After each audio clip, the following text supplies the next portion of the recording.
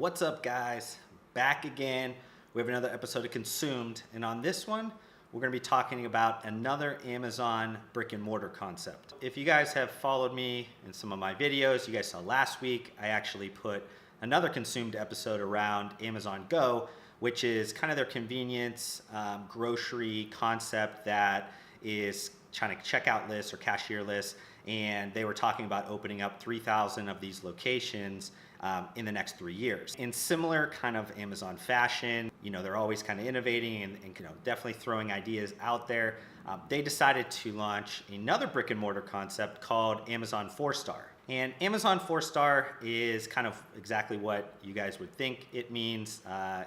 4 stars is kind of their top rated products that is in their kind of review system on their marketplace. And this store kind of curates their kind of top products, their 4.0 or higher products in a bunch of different categories, be it like devices, consumer electronics, books, baby, kitchen, toys. And they've kind of thrown this hodgepodge of kind of categories together in a brick and mortar concept that they opened in New York City. Now, being in Austin, Texas, and this kind of launching last week, obviously I haven't been able to check it out yet, but from the videos and the photos that I've seen from kind of other kind of news outlets or YouTubers, it definitely looks like it's kind of a little bit messy, and this is coming from somebody that's loves clean lines and kind of order and maybe is a little bit OCD in a way.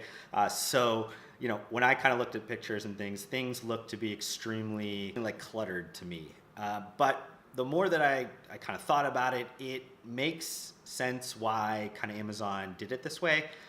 This store is all about kind of discoverability and them and you kind of sticking around in their store concept a little bit more to kind of explore and find new like top rated products. So for it to be a little bit cluttered, it makes a little bit more sense because they do want you to kind of do a little bit of searching and digging to kind of find some new and exciting products. It looks like Amazon has presented some elements that they're taking from digital, and that is kind of surrounding just kind of like some categories. So they are breaking out some categories like Launchpad, which is some of their new innovative, I think, venture-backed products. They have like a top-rated section, exclusive section, and then kind of like a most wished-for section, which I think they're utilizing for both kind of like baby registries or wedding registries. I think that's their play, and just kind of seeing if those things work from a discoverability standpoint. But you see some other elements that they've taken from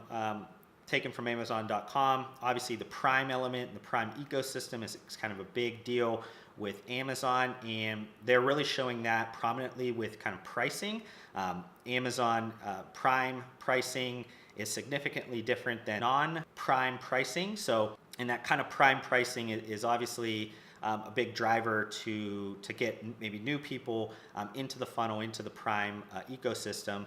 And along with like kind of that discrepancy with pricing, they're also kind of bundling some of their ecosystem elements. I saw headphones having an Audible subscription with it, which added up to a certain amount of value. It's kind of Amazon using their ecosystem to their advantage in a brick and mortar setting. You saw some other things like a digital price tag, which quite honestly, I'm surprised more retailers don't use digital price tags. One, from just an ease of changing prices with different merchandising cycles, but secondly, to change prices based around kind of the supply and demand of different things. The only one that I really have seen, or one that I've kind of taken notice of, was a few years ago I saw a beer store, I think maybe in Michigan, that basically had a supply-demand element of how popular things were and how much supply they had in their store based around some of the microbrews.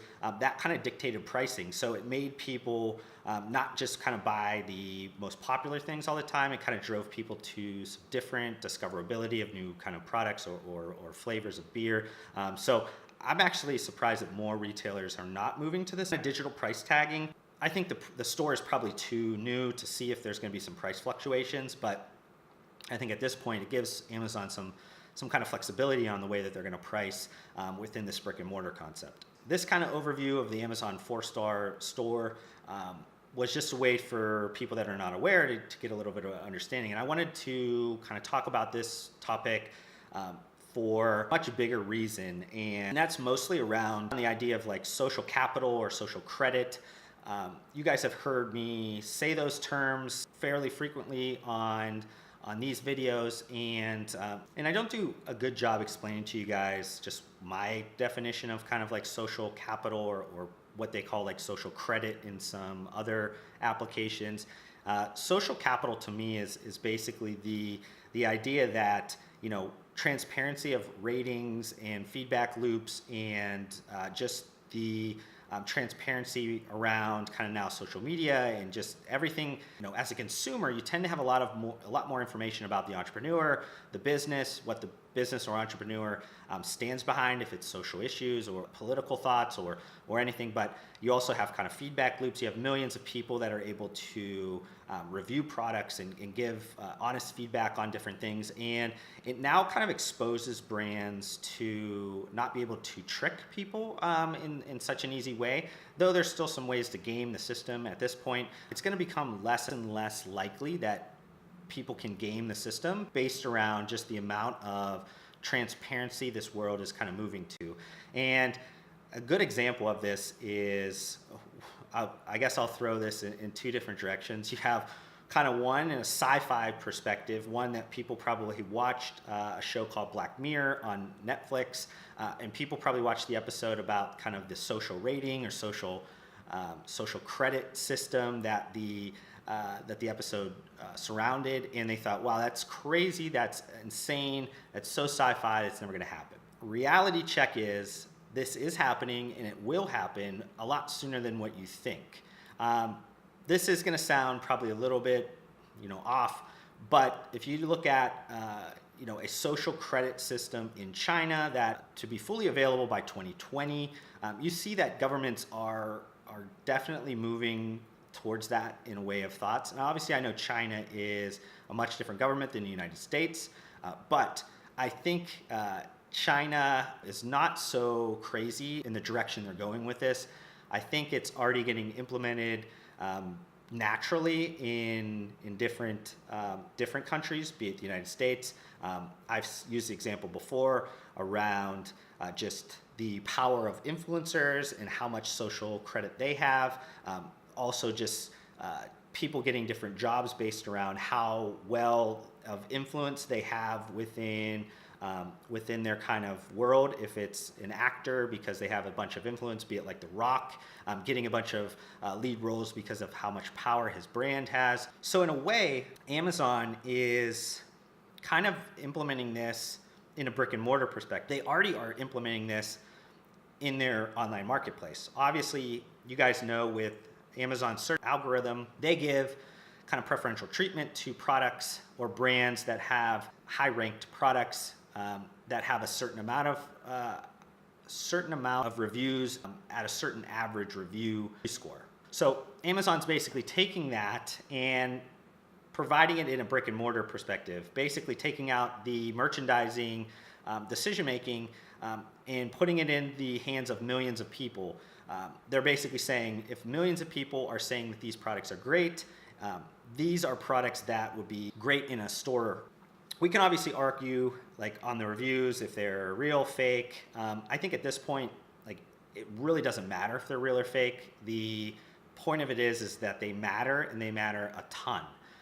This doesn't just matter if you are selling online anymore. This matters just any kind of channel. So if you're a consumer packaged good company and you're not looking at Amazon as kind of your validation score, your social credit score to the rest of the business community, be it some other buyers, channels, whatever, or just purchasing at the end consumer standpoint, people looking at other reviews and validating the kind of follower mentality of if thousands of other people said this product is great, or if this restaurant is good, or anything like that, then these things must be great, must be true. I must listen to the mass amount of feedback that's kind of out there. If you're a consumer packaged good company and you're not thinking that way, you honestly are gonna you're gonna struggle to be able to validate your brand on any type of channel. And this kind of like social capital or credit system is extremely important across any of the channels that a CPG brand would want to sell in. You'd be surprised how many buyer meetings that I've been in where a Costco buyer is talking about Amazon, or Walmart is talking about Amazon, or a bunch of different things like that, where quite honestly they're looking at these things. These are validation scores, and these buyers are looking at both like the reviews, because they want to know that these products are great, these products are bought, and people are having a really good experience with them. They also look at it from, is your company able to engage with consumers in a way to make sure that if there is a problem, you solve that for them. That looks good on the retailer. And then thirdly, the Amazon listings have kind of your merchandising ranking like kind of full out in front, so people know if you're selling well or not. And I know that those things update like hour to hour, or whatever the kind of the refresh rate is on it now, but those things do provide kind of a game plan for these other buyers to understand in kind of the food, drug, mass channels, to understand if this is going to be a good product that they need to take a chance on to put into their stores. From a consumer standpoint, I mean, there's been tons and tons of research on this term called web rooming, which essentially means that there's a lot of people a lot of buyers that are going online, doing a lot of research, be it through reviews or be it through the information that they can find through different search engines, and that provides them the basis of buying decisions that they go off and do in brick and mortar settings. I think I've seen some research that even says upwards of 50% of people do research online before they make any purchase. And I think if you take it back a few steps, the question of like, if you've researched something online before you've purchased it in the last 30 days, I think it was more like 9 out of 10 people have done that. So people are looking online to validate purchases at this point. And Amazon's basically saying, this is where the world is going. This is what you need to do. If you want to sell in any store, if you want to perform well in business, if your brand is going to grow, you need to have this social credit score that's going to be high enough that people are going to take notice of you. And anybody that's below that is basically going to get washed out. Now, there's obviously different ways to validate yourself social credit-wise, but the easiest one, and the one that's been kind of the biggest one out there, is Amazon. So I kind of point to always people to look at Amazon, not necessarily always as a commerce kind of like giant, but look at it from a way to validate your brand in a highly trafficked website. It used to be that you had your own website and you put a bunch of information on there and you got people to purchase things. But now people are now looking not at Google and typing in the name of a product or products. Now they're doing over 50% of their searches on Amazon. So you have to think about Amazon as kind of a second website or a second validation of kind of your brand and what you can provide to consumers. And if you are selling business to business, it also helps validate your brand for kind of wholesalers or retailers to make sure that they are picking up the best products available. So this idea is kind of much different than the last Amazon brick and mortar concept.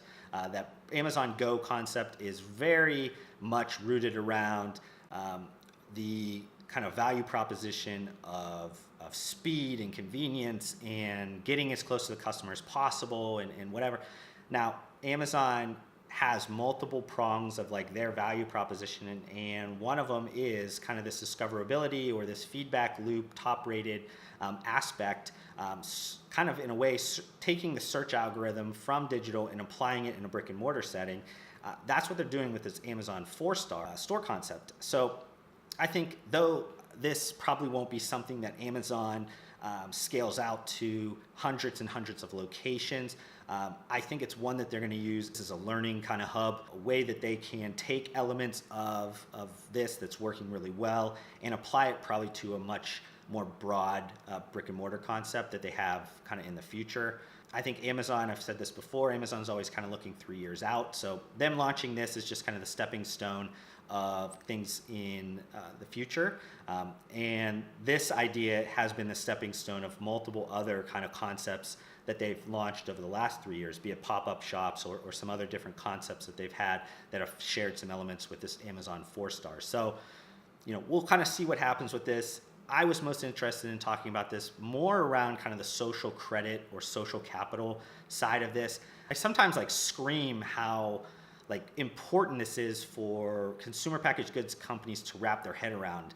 And if you are looking at Amazon and you're saying, I don't need to be there, or I don't need to worry about the reviews, or the reviews are fake, or my buyers will buy anyways, or you think your brand's so strong, these are all statements that honestly are going to end up hurting you in the long run. So obviously I'll probably be talking about this a lot more in the future as things kind of progress over the next couple of years with this kind of social capital, social credit systems.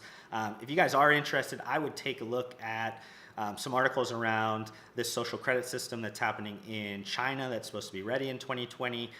It doesn't make this seem as much of sci-fi anymore when you have one of the most powerful countries in the world looking to implement a system that kind of rates individuals and businesses. But on that note, I will end this topic here. If you guys have watched this long, make sure you guys are hitting the thumbs up button. Subscribe to my YouTube channel if you guys have not done that. That'll ensure that you guys are getting all of my content, video content that I do put out on this channel. And as always, I don't charge anything for this content that I put out there. I just want to make sure you guys get value. So if you are getting value, make sure you guys are telling a friend, tell a colleague to grow this community a little bit bigger and a little bit stronger. But just want to thank you guys for taking a little bit time out of your day to listen to me, and I'll see you guys on the next one.